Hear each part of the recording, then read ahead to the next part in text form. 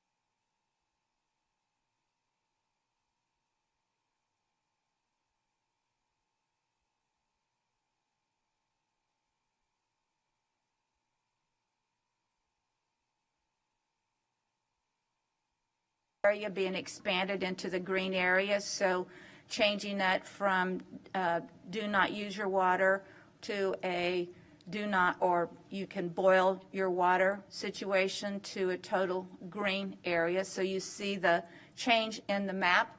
Obviously, there's still an area in Paulan that is still red or orange or pink, whichever you're seeing on your TV or your screen. But the good news is, if there's good news, is that we are opening up a much larger area that was white, where they were only able to wash their clothes, take a shower, use a dishwasher, but not drink the water. That area that was white has opened up into green. And then we will continue to give you some additional information, which Allison Struby, our water director, will give you specifics. Once again, we want to say to residents, we know this has been painful. We know this has been a very difficult situation for everyone. We know that having patience with us and with the system and with the bureaucracy attached to TCEQ and government, that we've not been able to move as quickly and as fastly and as efficiently as you would like us to, or as we would like to. I would like to say a special thanks to Drew Darby, who spent many hours with us last night helping us work through the process and helping us reach higher levels of authority to make sure we understood better what was going on and what the potential timelines were going to be. So a special thanks to him for his involvement and his guidance and direction, because it made a big difference for us, and we felt like we had someone in Austin fighting for the citizens of San Angelo. So thank you, Drew. All right, so Allison's going to come on, talk through more specifics with you, give you the information you need. We certainly will open up for questions after Shane Kelton also makes some announcements. But thank you for being the great citizens that you are and being as strong as you are as West Texans. And you might not call it patience, but thank you for your patience in working through this situation with us. Allison?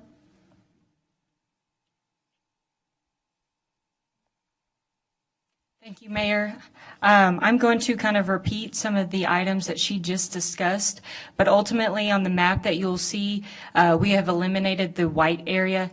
The entire white area has now gone to a green status, which, as we have been discussing, is a no restriction zone. So you can resume water as normal.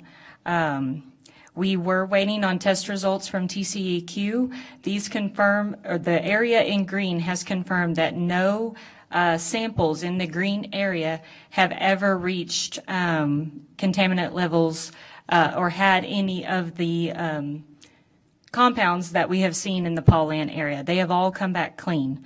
We want to give an update to what we're doing in the Paulan area or in the red zone, so that citizens are aware that we're making steps to get this area flushed out. And what I mean by that is we are having to move water through the Paulan area so that we make sure we bring complete fresh water through.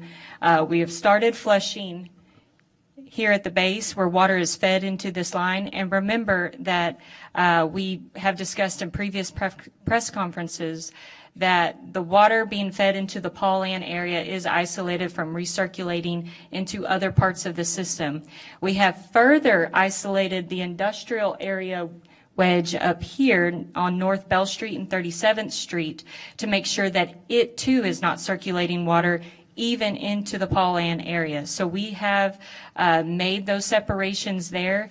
And so we are currently flushing and have been flushing since late Wednesday night, starting here. And we have to flush all the way up to the new jail facility and then flush from the industrial park out to the wastewater treatment plant. This is a flushing plan that involves flushing 94 hydrants. Due to the weather conditions and those type of things, we do anticipate that the flushing will complete approximately 7:30 or 8 a.m. tomorrow. But once again, that is highly dependent upon the weather. Once we complete the flushing, it is our intention to start sampling tomorrow morning. We have a sampling plan that's been approved by TCEQ. We'll be pulling samples all throughout the area. And so we want to get those to Austin as soon as possible. But once again, the weather is not in our favor at this time. We are going to make every effort, whether it's flying, whether it's driving, to get those samples to Austin. But we just want our citizens to know that we are going to try to get them there. But all of these results and getting these samples taken and to Austin will all depend upon the weather. And then once we receive results from that sampling, we will make our next decisions past that with TCEQ. The other thing, we are working with, we're trying to get a mobile shower unit out to the Paulan area. Once again, they're working very hard to get that to the Paulan area for those residents out there. And just weather permitting, it may be tomorrow. And I'll have Shane Kelton come up here and discuss the distribution of bottled water.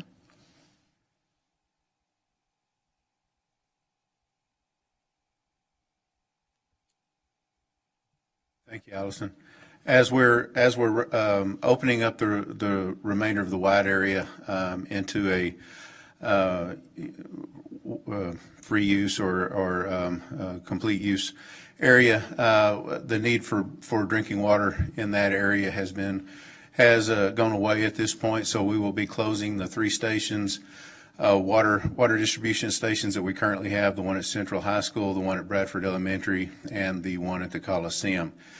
We want the citizens of Paulan area to know that we will be, city employees will be going door to door this evening, delivering water to your residents, one, because of the inclement weather that's coming in and we're expecting, and we're going to try to distribute enough water based on your household needs, per person, per household need, to make sure that you have enough water to sustain your drinking and maybe some other small minor needs through the weekend to get you through the inclement weather that we're expecting for Saturday, Sunday, and Monday. So you should be expecting to see city crews coming down each street, knocking on your doors, visiting with you, and distributing water to your individual homes. If there's something comes up that we cannot make every home this evening, we will be back out again starting at 9 or 10 in the morning, depending upon weather, depending on road conditions. We will finish up with going from door to door tomorrow to ensure that everybody has the water that they need. With that, we want to make sure that citizens, with this inclement weather coming in, that we want to make sure that citizens try to stay off the streets as much as possible. So again, we'll make every effort to get to your house tonight. And again, if that cannot happen, we will be there in the morning.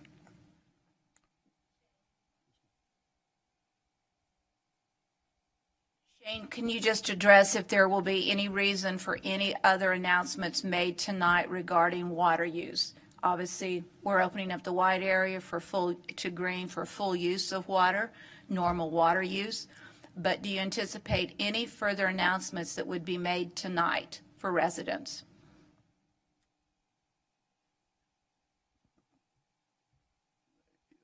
To answer that question, we have other test results sitting at the LCRA labs in Austin currently waiting on those results.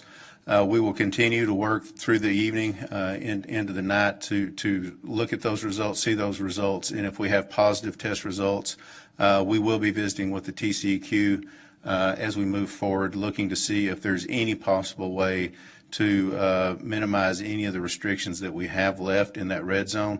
Again, we're not sure on any of the timing or the possibility of those conversations with TCEQ, but we will again, if something comes about that we are able to lift restrictions, we will get that information out to everybody as soon as we can.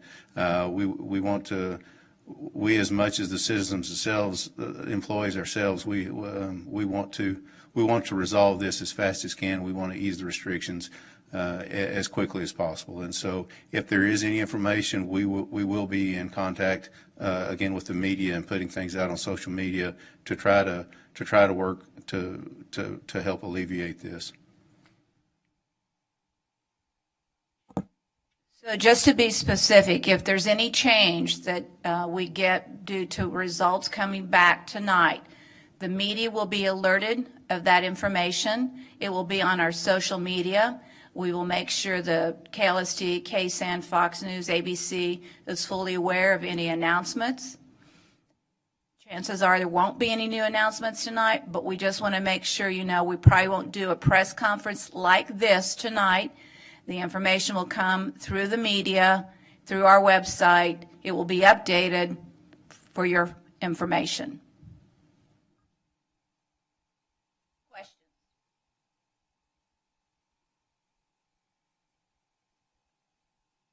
Question for Ms. Allison.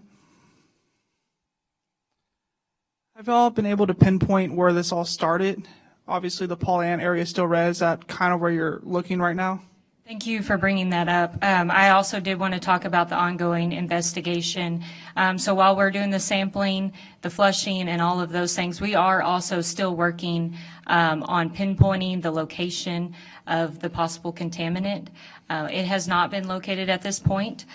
We do have our City of McAllen folks still here that are helping us through that, and we can't thank them enough for being here, supporting us, and working through this issue with us. But right now, we are still investigating it and have not determined the source. And the community has reached out to us and said they have sent complaints as early as February 5th, and they just want to know what took so long to kind of address this issue.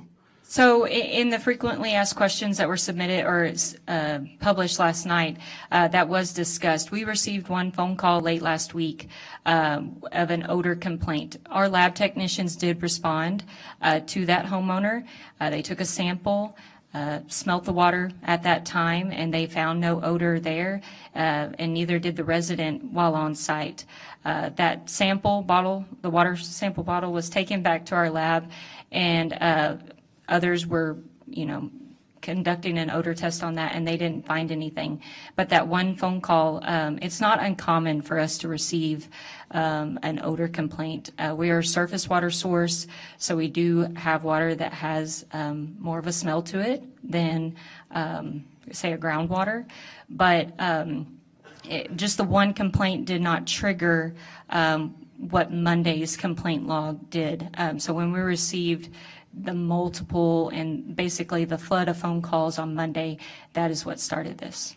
Gotcha. And when you start flushing, the red area, when was the last time you flushed it? And when are you going to change the process moving forward to avoid something like this? We have been flushing 24 hours a day since late Wednesday night. So we have had crews on a rotating shift.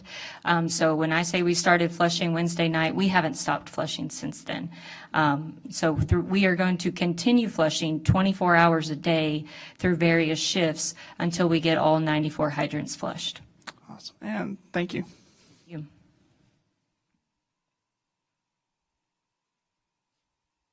Hello. Jalen Lewis with KSAN KLST. I had a question for, I did not catch it. Yes, ma'am. I'm sorry. I'm terrible with names. Yes, I heard that you brought up surface water. Has this caused any problems with our surface water in the area? No, this is not a surface water source, and we want to make that very clear. This wasn't a contaminant that left our water treatment plant and went out to the distribution system. The water treated at the water treatment plant has been clear of all these constituents. This was a backflow event where water from a customer's side of the meter infiltrated into our distribution system in a specific area of town.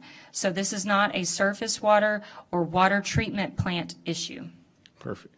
And last question, I know that y'all are flushing the water. Took a little classes back in geology, and by any chance, is everything that's being backflowed, is it going back into our water system, or is it perfectly dispersing back into, it's not going back to our surface water or anything like that? So you're talking about the flushing that we are doing? Yes, ma'am. So the flushing that we're doing goes on city streets through the curb and gutter system. And a lot of this area does have some pasture land where that water is being sent out to. Perfect. That's my last question. Thank you. Thank you. Because we do have all those hydrants where we are flushing, and as she said, it's going out to our curb and gutters. With the cold weather that we have, be very careful of slick streets because there's going to be more water from this flushing than would typically be on the streets. And we also want to say to the Paulan citizens that we are trying to think through every possible thing that we need to do to make sure that you feel like you have what you need. We did not set up a distribution center area in the Paulan area because we didn't have a large enough area to do that. We needed to have traffic control, a big enough space so that we could do an in distribution and out traffic flow, and we didn't have an area large enough.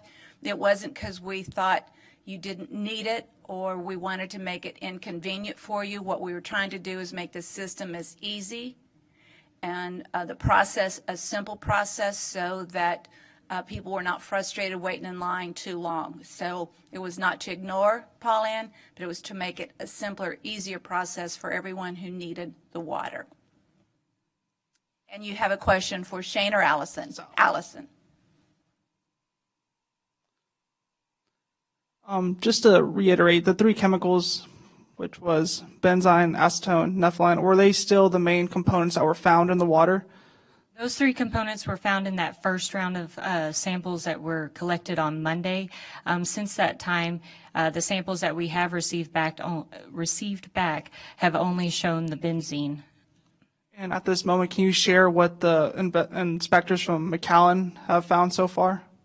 They've just been going to those commercial facilities, and we will be debriefing with them later this evening. And would you say the commercial facilities are they responsible for what's happening right now, or is that something you're going to discuss at a later time? I think that'll be discussed at a later time. Thank you. Thank you. We also want to mention to the folks in the Paulan area, it has been brought up that with this inclement weather, the need to drip faucets and those type of things. So we do want to say that dripping faucets is safe to do so that you don't have pipelines freezing and those type of things in your home.